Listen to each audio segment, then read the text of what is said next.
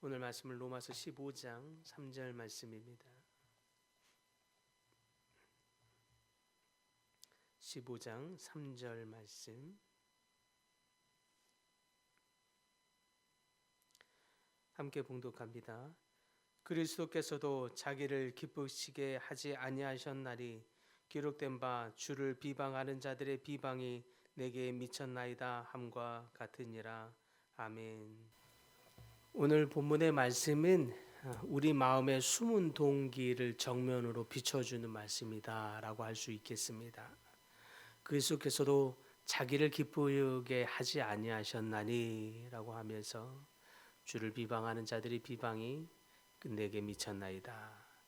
바울은 그동안 공동체 안에 있는 갈등 속에서 어떻게 우리가 성숙함으로 반응해야 하는지를 얘기하다가 갑자기 예수 그리스도의 이 마음 한 가운데로 우리를 데려가고 있습니다. 왜냐하면 공동체를 무너뜨리는 가장 위험한 이 적이라고 하는 것이 항상 밖으로부터 오는 것이라기보다 오히려 때로는 우리 마음 안에 있는 이 포장된 그 자기 중심성으로부터 나오는 것이기 때문에 바울은 오늘 우리 마음의 중심의 동기들을 보도록 하고 있습니다. 겉으로는 봉사하고 헌신하고 열심을 하고 있는데 진짜 중요한 것은 우리 속 안에 있는 이 동기가 인정을 받고자 함이거나 내 방식, 때로는 어떤 경우에는 나의 유익, 나의 입지를 나타내고자 하는 사람 안에 있는 다른 동기들, 그 동기들을 그럴듯하게 신앙이라고 하는 열심으로 포장하는 존재도 사실은 우리 사람들이기 때문에 그렇습니다. 내가 이렇게 하는 거 교회를 위해서 그러는 거죠. 하나님의 영광을 위해서 그러는 것입니다. 라고 말하지만 그런데 시간이 지나면 드러나게 되는 경우가 있습니다. 오늘 말씀을 통해 우리는 우리 스스로를 돌아볼 수 있기를 바랍니다. 나는 정말 하나님을 기쁘시게 하고 있는가? 아니면 이 하나님을 핑계로 내 기쁨, 내 만족, 내 유익, 내 입지를 위해서 하고 있는가? 먼저 분명한 사실은 자기를 기쁘시게 함이라고 하는 것의 결과는 관계를 무너뜨리고 또 결국에는 오늘 본문에 말한 것처럼 사람의 비방을 받는다고 얘기합니다. 자기 중심성은 아주 영적으로 보이는 옷을 입을 때가 많이 있습니다. 나는 열심히 섬겼고 나는 옳은 일을 했으며 나는 바른 길을 주장했는데 왜 사람들이 불편해할까? 이유는 하나입니다. 사람들이 그 동기를 느끼고 보았을 때이죠. 봐보세요. 결국에는 자기 실속을 챙기는 것이잖아요. 라고 느껴질 때 사람들이 불편해집니다. 겉으로는 공동체를 말하고 있지만 속으로는 나의 옳음을 강력하게 주장하고 있고 그 논리로 자기 실속을 챙기려고 하는 거였구나 라고 하는 것이 드러나게 되면 결국에 누군가는 상처를 입습니다. 우리는 많은 경우 정치인들에게서 이런 모습을 많이 보죠. 항상 국민을 위한다고 입에 달고 살지만 결국에는 자기 실속을 챙기려고 하는 것을 볼 때가 많이 있습니다. 그러한 자기 실속을 챙기려고 하다 보니 일에 방해가 되는 누군가는 소외되고 또 그 실속을 위해서 어떤 누군가는 또 도구로 이용되기도 하고 또 누군가는 그 사실을 보여서 알게 되지만 속된 말로 자기 손에 피를 묻히고 싶지 않아서 말을 하지 않고 침묵하게 되는 경우도 있습니다. 그때부터 헌신은 섬김이 아니라 통제가 되기도 하고 봉사는 사랑이 아니라 거래가 됩니다. 내가 이렇게까지 했으니 너도 나의 이 수고를 헌신을 인정해야 할 거야. 내가 헌신했으니 내 말에 무게가 있는 것이 당연하지. 나를 따르는 것이 당연하지. 이 순간 어떤 섬김과 헌신도 하나님을 기쁘시게 하는 일이 되는 것이 아니라 결국 자기를 기쁘게 하고 자기 유익을 내세우는 것이 됩니다. 그러나 그렇게 포장된 자기 중심성은 반드시 본문에서 이야기하듯이 비방을 받습니다. 이 비방은 사람들이 시기해서가 아닙니다. 하나님을 위한다는 말과 실제 행동, 삶 사이에 이중성이 커지기 때문입니다. 그 이중성이 결국에는 말은 하지 않아도 다른 사람들에게 다 보여지고 느껴지기 때문입니다. 그런 이중성의 모습이 나오는 말은 이 거룩한 것처럼 보이지만 사실은 열매는 날카롭습니다. 입술은 공동체를 말하는데 분위기는 이상하게 냉랭하고 딱딱합니다. 메말라 있습니다. 자기 유익을 추구하는 마음은 결국 하나님의 이름을 빌려서 사람을 몰아붙이고 내지는 결과는 그러다 보니 비방을 받습니다. 그러면 나중에 그러한 모습 때문에 세상이 말을 하게 됩니다. 저게 하나님인가? 저게 하나님의 사람들이라고 하는 것이 맞냐고 이런 이야기를 듣지요. 결국 이러한 자기 중심성, 이 이중성이 손상시키는 것은 나만 손상되게 하는 것이 아니라 복음의 이 명예까지, 복음에까지 이 먹칠을 하게 되는 일을 하게 됩니다.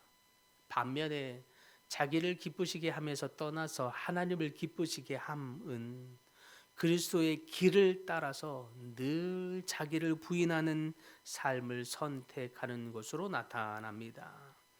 오늘 본문에 보니까 바울은 예수님의 삶을 한 문장으로 요약합니다. 그리스도께서도 자기를 기쁘게 하지 아니하셨느니라. 네, 그랬습니다. 예수님은 자기를 기쁘시게 할 수도 있었습니다. 자기 권리, 유익을 주장할 수도 있었습니다. 당연히 자신의 영광을 위해서 모든 삶을 살 수도 있었습니다. 그분은 하나님이시기 때문에 그렇습니다.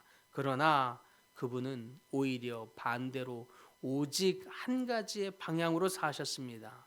자기 유익이 아니라 아버지의 뜻, 아버지를 기쁘게 하는 일의 방향으로 이 땅 가운데 사셨다라고 할 수 있겠습니다. 처음에는 오히려 자기 유익을 하나도 챙기지 않는, 그래서 오직 아버지의 유익, 하나님의 나라를 위해서만 삶을 드렸음에도 불구하고 마치 자기 유익을 챙기느라 비방을 받는 사람들의 비방처럼 그 비방이 그분에게 미쳤다고 이르렀다고 이야기합니다. 주를 비방하는 자들의 비방을 예수님이 감당하셨다라고 하는 것, 그만큼 예수님의 순종이 얼마나 철저했는지를 보여준다고 할 것입니다. 이처럼 하나님을 기쁘시게 하는 삶에도 오해를 받기도 합니다. 그러다 손해를 입기도 하죠. 하지만 그 길은 사람을 살리고 공동체를 세우는 길이 됩니다. 결국 하나님을 기쁘시게 하려는 동기는 사람을 이용하려는 것에 있지 않고 사람을 품고 있기 때문에 그렇습니다. 그래서 자기를 품는 사람, 하나님을 기쁘시게 하는 사람들의 속한 공동체에는 사람들이 메마르지 않고 감사가 있고 은혜가 있습니다. 용납이 있습니다. 사람을 이용하지 않고 사람을 품고 하나님을 기쁘시게 하기 때문에 그렇습니다. 자기 유익을 챙기는 데에는 메마름이 있고 냉랭함이 있지만 하나님을 기쁘시게 하는 일에는 기쁨이 있고 감격이 있고 감사가 있는 것입니다. 그러면 오늘 우리는 무엇을 해야 하겠습니까? 방법은 거창하지 않습니다. 우리의 동기를 점검하는 일부터 시작하는 것입니다. 그러면서 우리를 동기를 점검하고자 작은 질문을 해보는 것이죠. 지금 내가 하려는 것, 내가 원하는 것, 나의 뜻인가, 하나님의 뜻인가? 이 일이 정말 하나님을 기쁘시게 하려는 것인가? 아니면 나의 유익, 내 생각, 내 뜻을 관철하여 내 입지를 지키고자 함인가? 사람들에게 내가 인정받으려는 동기인가? 정말 하나님께 인정받게 되는 동기인가를 돌아보면서 사람들에게 박수받는 그 일보다 하나님께 박수받는, 하나님께 기쁨이 되는 일을 선택하는 여러분들 다 될 수 있기를 소망합니다. 자기 중심성은 끊임없이 자기 뜻을 관철시키고 자기 뜻을 합리화하고 증명하려고 하지만 하나님을 기쁘시게 하는 일은 철저하게 자기 중심성에서 떠나 하나님 중심성으로 오히려 자기의 뜻은 십자가에 부인하고 죽이고 오히려 하나님의 뜻을 묵묵하게 따른다는 데 있습니다. 그러므로 하나님을 기쁘시게 하는 삶은 무조건 참는다는 뜻도 아닙니다.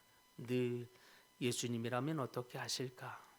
하나님의 마음이 무엇에 있을까? 하나님은 무엇을 기뻐하실까? 늘 하나님의 뜻과 마음을 궁금해하면서 그분의 뜻에 합당하게 되도록 고민한다는 데 있습니다. 하나님을 핑계로 나를 세우는 사람은 결국 비방을 받지만 오히려 나를 내려놓고 하나님의 뜻을 세우는 사람은 결국 그를 통해 공동체가 살아나고 그와 함께하는 사람들이 회복이 되는 줄 믿습니다. 오늘 이 아침에 기도할 때에는 주님, 나의 유익을 세워가는 데에 열심을 내는 사람이 아니라 공동체가 세워지도록 허락하여 주옵소서. 나를 통하여 나와 함께하는 자들이 회복되고 일으켜 세워지며 성장하는 일에 도움이 되도록 나를 도구 삼아 주옵소서.